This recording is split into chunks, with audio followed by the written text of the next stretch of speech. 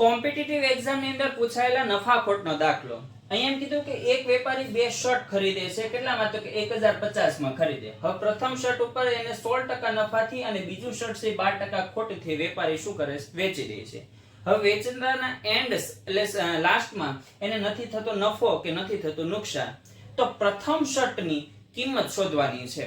જ્યારે આ ટાઈપનો દાખલો હોય ત્યારે આપણે શું કરાય? તો કે ટકા બેઝ ઉપર આપણે ટકાવારી જે છે ને એનો રેશિયો લઈને આપણે દાખલો ગણી લઈએ. બરાબર. હવે પ્રથમ શર્ટ નું છે એના ઉપર 16% શું થાય છે? નફો. બરાબર. અને બીજા શર્ટ ઉપર 12% શું આવે છે? તો કે ખોટ આવે.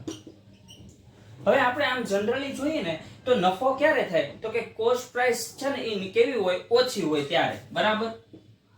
એટલે કે કોસ્ટ પ્રાઇસ કેવી હોય? ઓછી હોય. અને ખોટ ક્યારે જાય? તો કે કોસ્ટ પ્રાઇસ કેવી હોય? તો કે વધારે હોય ત્યારે. હવે આપણે રેશિયો લેવાનો છે.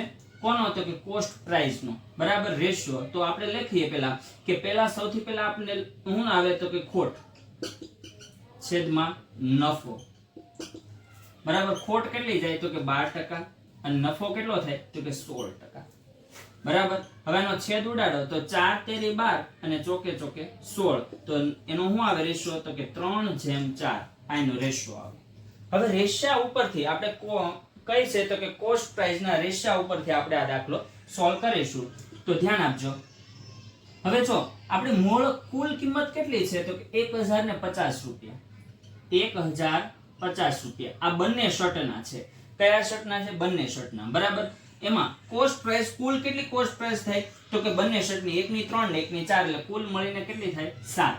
હવે ઉપર અહીંયા કઈ લખશું આપણે? તો કે પ્રથમ શર્ટ માટે. પ્રથમ શર્ટ માટે કોસ્ટ પ્રાઇસ કેવી હોય? ઓછી. એટલે આપણી પાસે 1 2 છે, 1 3 છે અને 1 4 છે. તો જ્યારે ઓછી હોય ત્યારે નફો થાય અને વધારે હોય ત્યારે ખોટ જાય. તો આપણે આમાં કઈ લેશું? તો કે ઓછી લેશું. બરાબર. આના છેદ ઉડાડો તો કેટલા આવશે? 150. બરાબર. 15 તેરી 45 એટલે 450.